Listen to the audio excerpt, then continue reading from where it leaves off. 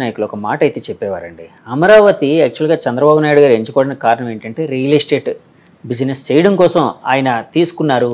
అంటే అంతకుముందే అమరావతిని ఫిక్స్ చేసుకొని ఇంటర్నల్‌గా చుట్టుపక్కల తన బంధువుల చేత బినామీల చేత అన్నీ కొనిపించేశారు స్థలాలు. ఇది డెవలప్ అయితే ఆ స్థలాలకు వాల్యూ పెరుగుతుంది కదా అన్న కారణం చేత ఆయన అది ఎంచుకున్నారు. ఇదే కారణం చేత జగన్మోహన్ రెడ్డి గారు అధికారం చేపట్టిన తర్వాత ఇక్కడ కాకుండా విశాఖపట్నం క్యాపిటల్గా చేయడానికి ఆయన వెళ్ళారు అని చెప్పి ఒక మాట అయితే వినిపించేదండి. సార్ అలాంటిది ఏదైనా ఉందని మీరు భావిస్తున్నారా? అస్సలు లేదండి. మాకెవరికి కూడా అమరావతి ఫైనల్స్ అవుతుందనే సంగతి మాకు తెలియదు. మేము ఎవరు కూడా అక్కడికి వెళ్ళి పొలాలు కొనుక్కోలేదు. సుజనా చౌదరి గారు 300 కొన్నారని, నేను 150 ఎకరాలు కొన్నాను, ఇంకోటి ఎవరో 5 కొన్నారని. ఆఖరికి మన చీఫ్ జస్టిస్ చేసిన రమణ గారి ఫ్యామిలీ వాళ్ళు ఎంతో కొన్నారని ఎన్ని వచ్చినా తెలియదు. మాకెవ్వరికి అక్కడ సెంటు నేల లేదండి. మాకు మీకేం లేదు. ఒక ప్రాజెక్ట్ చేసాం మేము మెయిన్ రోడ్డు మీద, అమరావతి ద క్యాపిటల్ అని. దానికి కూడా అది మేము కొన్న ల్యాండ్ కాదు, ఆ ల్యాండ్ ఓనర్తో మేము ఇది చేసుకొని జాయింట్ డెవలప్మెంట్ చేసింది అది. అంతగా తప్ప ఎక్కడ మాకు గజం స్థలం కూడా లేదు నాకు ఎక్కడ. ఒకవేళ ఉందే అనుకుందాం వాళ్ళు అన్నట్టు. నా వ్యాపారం అది, నా వ్యాపారం రియల్ ఎస్టేట్. ఫ్యూచర్లో డెవలప్మెంట్ ఎక్కడ వస్తుందో చూసి అక్కడ కొనుక్కుంటాం. అది విజన్ అండి. నా దగ్గరకు వచ్చే కస్టమర్కి బెనిఫిట్ పెరగాలి అంటే ఒక అభివృద్ధి ప్రదేశంలో నేను కట్టాను అనుకోండి, వాళ్ళ కొనుక్కున్న వాళ్ళందరికీ 1-4 రెట్లు పెరుగుతాయి కదా, వాళ్ళందరూ బెనిఫిట్ అవ్వాలి కదా. ఒకవేళ చేసినా తప్పు లేదు, బాగా ఎవ్వరు చేయలే, ఎవ్వరు 10 ఎకరాలు కూడా కొనుక్కున్న వాళ్ళు లేరు ఎవరు. సార్ మీరు అప్పుడు ఎందుకు సార్ ఫోకస్ చేయలేదు అమరావతిలో కొనడానికి? అంటే ఇలాంటి ఇబ్బందులు ఏమైనా వస్తాయనా? రేపు అసలు అదేం లేదు. రాజకీయ పరంగా విమర్శలు ఏమైనా వచ్చే అవకాశం ఉందనా? ఎందుకంటే మీరు మంచి వ్యాపారస్తులు, ఎక్కడ పెరిగితే కొంటారు. మా ఉద్దేశం ఏంటంటే మేము హైదరాబాద్ దాటి ఎక్కడికి వెళ్ళాం. ఎందుకనంటే మనం చేసే ప్రాజెక్టులు చేసేసి కోట్లు సంపాదించాలని ఆశలు మాకు లేవు. నీతిగా చేయాలి, నిజాయితీగా చేయాలి. ప్రతిదీ మన అందుబాటులో, మన చెప్పు చేతుల్లో మనం చూసుకుంటూ చేయాలి. ఇప్పుడు చాలాసార్లు స్ప్రెడ్ చేసామనుకోండి, అన్ని ఎంప్లాయీస్ మీద పెట్టేయాలి. వాడు మంచి చేసినా చెడు చేసినా మాకే వస్తుంది. ఎప్పుడు కూడా అతిథికి వెళ్ళొద్దు. మనం లిమిటెడ్గా చేస్తున్నాం. మనం చేసేది కూడా నీట్గా చేసుకోవాలి. ఎక్కడ ఏ ప్రభుత్వ ఆస్తులు మనకు వద్దు. రైతుల దగ్గర నుంచి క్లియర్ ల్యాండ్స్ కొనుక్కుందాం, డెవలప్ చేసుకుందాం అని చేశాం. కాబట్టి అక్కడికి వెళ్ళాలనుకోవాలి. కాకపోతే ఏంటంటే రాష్ట్ర విభజన జరిగింది, ఒకటే ఆంధ్రప్రదేశ్ అనుకున్నది, తెలంగాణ విడిగా, ఆంధ్రప్రదేశ్ విడిగా 2 రాష్ట్రాలుగా చీలినాయి. కాబట్టి మనందరం కూడా అక్కడి నుంచి వచ్చిన వాళ్ళం. కాబట్టి ఒక వైజాగ్ను ఒక విజయవాడ మనం కూడా చేస్తే బాగుంటుందని ఒక ఆలోచనలు వచ్చి కొందామని వెళ్తే అప్పటికే రేట్లు పెరిగిపోవడం వల్ల కొనలేకపోయాం. సరే ఏదో దొరికింది, జాయింట్ డెవలప్మెంట్ చేసాం. అంతకుమైనా ఏమీ చేయలే. వైజాగ్లో కూడా ఏమీ కొనలేదు. మాకు అక్కడ ఆటోమొబైల్ బిజినెస్ ఉంది, మారుతి కార్ డిస్ట్రిబ్యూటర్స్, మాకు షోరూమ్స్, వర్క్షాప్స్ వేయండి. వాటికి కావాల్సి కొనుక్కున్నాం. మార్కెట్ రేట్లో కొనుక్కున్నాయి. ఇది కూడా గవర్నమెంట్ ఇచ్చిన ఏం కాదు.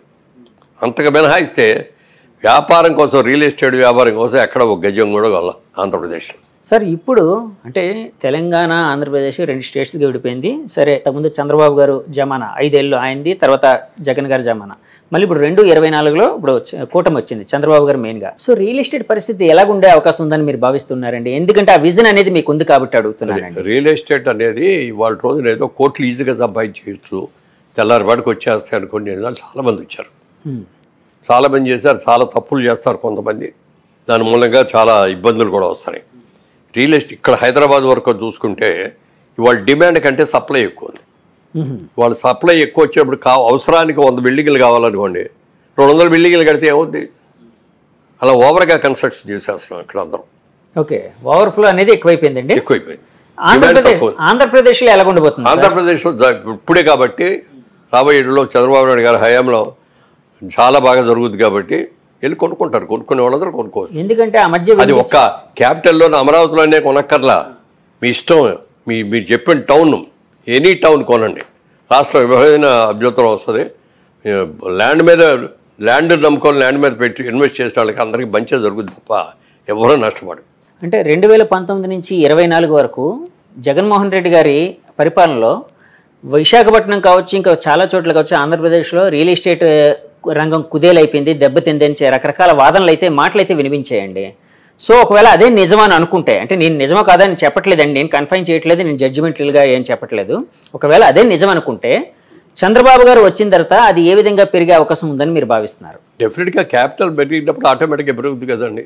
కొత్త ఇండస్ట్రీస్ వచ్చినప్పుడు ఆటోమేటిక్గా పెరుగుతుంది కదా. కొత్త ఇన్స్టిట్యూషన్స్ వచ్చినప్పుడు కొత్తగా పెరుగుతాయి కదా. మరి అందరి మంది మంచి మంచి కాలేజెస్ వచ్చిన తర్వాత మన పిల్లలందరూ బ్రహ్మాండంగా చదువుకుంటారు కదా, వాళ్ళందరూ ఉద్యోగాలు చేయడానికి కావాల్సిన వసతులన్నీ ఇక్కడే దొరుకుతాయి కదా. అట్లా జరిగినప్పుడు పెరగకుండా ఎట్లా ఉంటుంది, విపరీతంగా పెరుగుద్ది. ఆయన దీన్ని అమరావతిని ఒక ఇంటర్నేషనల్ సిటీ లాగా చేద్దామనే ఆలోచనలో ఉన్నారు. ఓకే, డెఫినెట్గా చాలా బాగుంటుంది. సార్ అమరావతి విషయం అంటే ఒక మాట గుర్తొచ్చింది సార్. అప్పట్లోనే అమరావతి ప్రకటించిన వెంటనే చుట్టుపక్కల ల్యాండ్స్ వాల్యూ విపరీతంగా పెరిగిపోయింది. అప్పటి వరకు 10 లక్షల ఎకరా ఉండే ల్యాండ్ 10-20 లక్షలు ఉండేది, 2 కోట్ల వరకు వెళ్ళిన దాఖలాలు అయితే ఉన్నాయండి చాలా. అంటే ఆ ఎప్రిషియేషన్ అనేది ఎగ్జాగరేషన్ స్టేట్కి వచ్చిందని భావించచ్చా, ఇంకా పెరిగే అవకాశం ఉందని భావించచ్చా? ఇప్పుడు ఇప్పుడు ఏం చెప్పలేరు కానీ డెఫినెట్గా పెరిగే అవకాశం ఉందా సార్? అక్కడ తొందరపడి వెళ్ళి చేసాం, అక్కడ ప్రాజెక్ట్ చేసాం. ప్రాజెక్ట్ పూర్తయ్యే టైంకి చంద్రబాబు నాయుడు గారు ఓడిపోవటం, జగన్మోహన్ రెడ్డి గారు రావటం, ఆయన ఆలోచనలోకి వచ్చి 3 క్యాపిటల్స్ అని ఎప్పుడైతే మార్చారో మేము అమ్మలేకపోయాం. చాలా నష్టానికి అమ్ముతున్నాం ఇప్పుడు. ఎందుకంటే 5 ఏళ్ళు ఇంట్రెస్ట్ ఎంత అవుతాయి, ఇవన్నీ మా సొంత డబ్బులు, జేబులో డబ్బులు కాదు కదా. బ్యాంకుల నుంచి లోన్ తెస్తాం, ఫైనాన్సర్స్ తెచ్చుకుంటాం, ఇటన్నిటికీ లాభం గోబుల్లోకి వెళ్తారంటారు. అలా అయిపోయింది. అయినా తట్టుకున్నాం. ఎక్కడ ఒక్క రోజు కూడా పని ఆపలేదు, పర్ఫెక్ట్గా చేస్తాం. మా దగ్గర కొన్నాళ్ళందరికీ డెలివరీ కూడా ఇచ్చాం. అమరావతి అనేది డెఫినెట్గా పెరుగుతుంది, ఎందుకంటే అమరావతి అనేది కొత్తగా ఒక రాష్ట్రంగా, ఒక అద్భుతమైన నగరంగా డెవలప్ అయ్యే అవకాశం ఉంది కాబట్టి. విశాఖపట్నం లాంటి పరిస్థితి, అంటే విశాఖపట్నం లాంటి సిటీ పరిస్థితి ఎలా ఉండబోతుంది రియల్ ఎస్టేట్ పరంగా? విశాఖపట్నం దాన్ని ఒక బిజినెస్ హబ్ లాగా చేస్తున్నారు.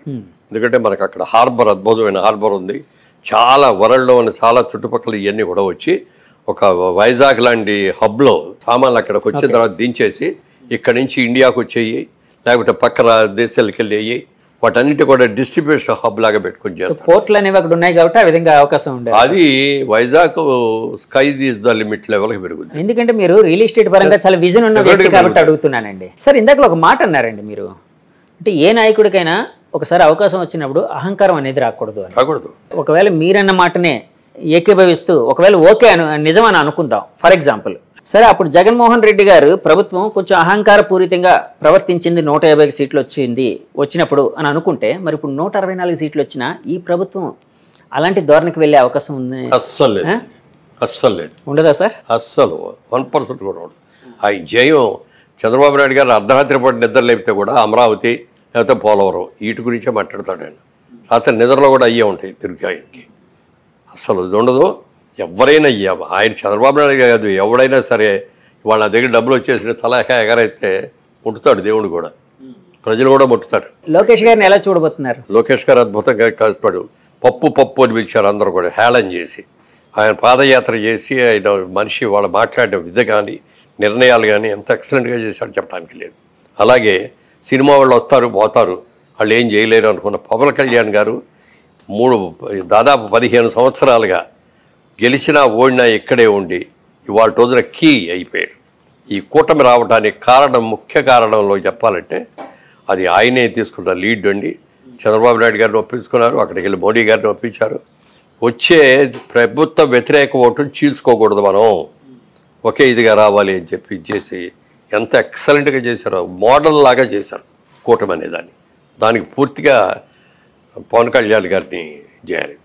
తర్వాత లోకేష్ గారు, యంగ్ జనరేషన్ రావాలి ఇక్కడి నుంచి. వీళ్ళందరూ కూడా ఇప్పుడు యంగ్స్టర్స్ రావాలి అంటే వాళ్ళకి చేయాలి, వాళ్ళకి అవకాశం ఇవ్వాలి. థ్యాంక్ యూ వెరీ మచ్ అండి. ఇంకోసారి డెఫినెట్గా చేద్దాం సార్. చూసారు కదండి, ఇది మురళీమోహన్ గారి అంతరంగం. చాలా విషయాలు పంచుకున్నారు మనతోని. సో ఈ ఇంటర్వ్యూ మీకు నచ్చితే మా ఛానల్ లైక్ చేయండి, కామెంట్ చేయండి, షేర్ చేయండి, సబ్స్క్రైబ్ చేయండి. Thank you very much. Signing off, me Jagadish. By by.